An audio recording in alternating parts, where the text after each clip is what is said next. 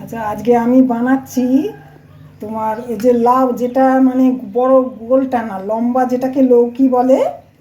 আমরা লাউও বলি, লৌকি বলে যেটা। ওই লৌকিটা খোসা সমেত ধুয়ে ছোট ছোট করে কেটে জাস্ট একটু ভাপিয়ে নিয়ে ওটা বাটা আছে, ওর সাথে কাঁচা লঙ্কা বাটা আছে, লৌকি বাটা খোসা সমেত।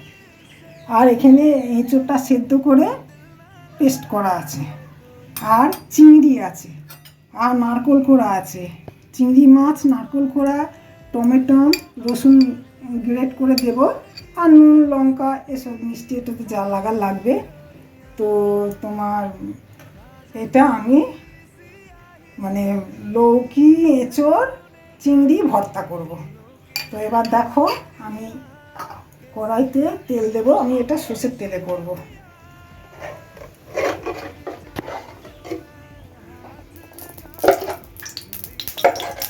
পরে আর বেশি তেলটা লাগবে পরে। এখন আমি জাস্ট এটা বসিয়ে দেবো, সব একসাথে দিয়ে আমি কালো জিরে দিলাম।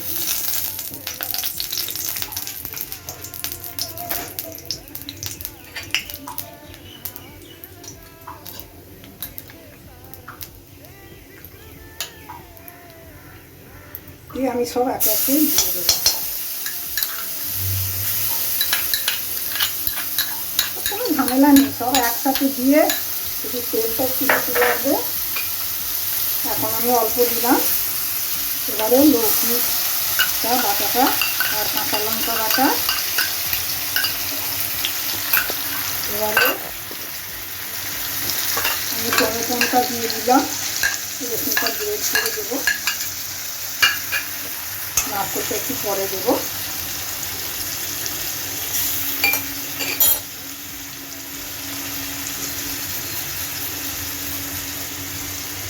রসুনটা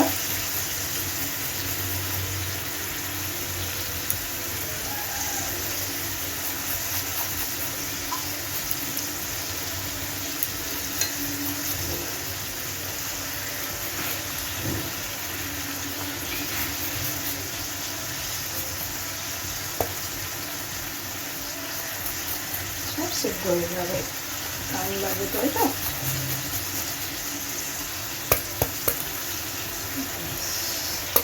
একটু পেঁয়াজ কুচানো ছিল আমার ইয়েতে এক্সট্রা, ওটুকু দিয়ে দিলাম। পেঁয়াজ না দিলেও চলে, একটু ছিটে দিয়ে দিলে ঠিক আছে। এবার আমি ঢেকে দেবো, পরে নুন হলুদ দেবো। এবার হোক খানিক্ষণ।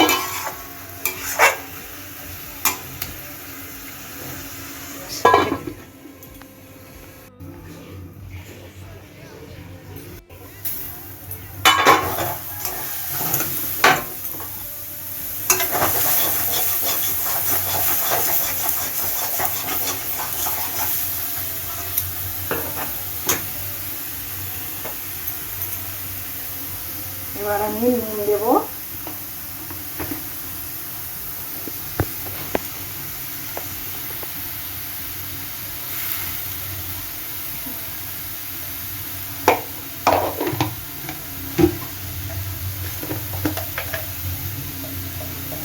হলুদ দিলাম,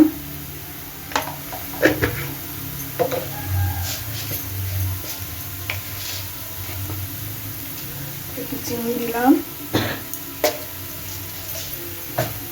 আর আমার ধনে পাতা কুচানো আছে, ওটা আমার বলা হয়নি, ধনে পাতা। আর এই চিংড়ি মাছটা আমি বড় চিংড়ি তো আমি ছোট ছোট করে কুচিয়ে নিয়েছি, যাতে সব ইয়েতে পড়ে।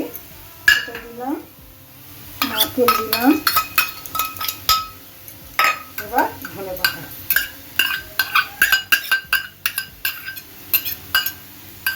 ব্যাস,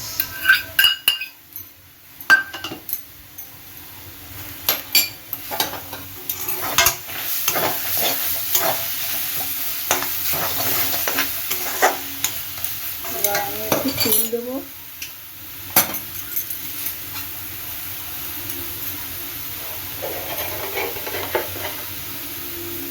তেল দিলাম, তেলটা একটু বেশি লাগবে।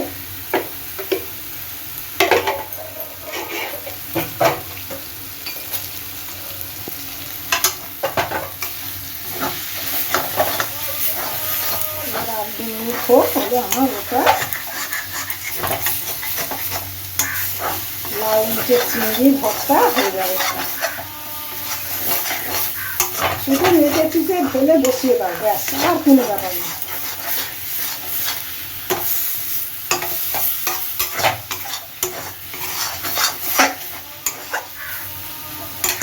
আরেকটু হোক, তাহলে আমার ঢেকে দিলাম।